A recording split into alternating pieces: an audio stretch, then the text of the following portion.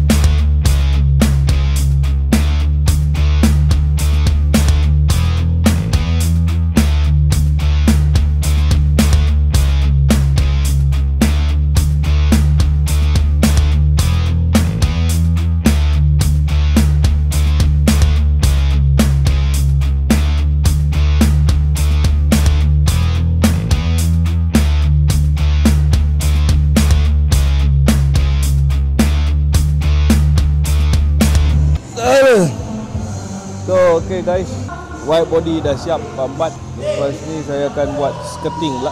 Skirting tepi yang bawah pintu tu. Lepas tu dengan bumper. Bumper ni saya buat lain, bukan buat janggut. Sekarang dah pukul 10.18. Kita akan sambung esok. Alright, thank you so much for watching. Saya bawa untuk whack the corner.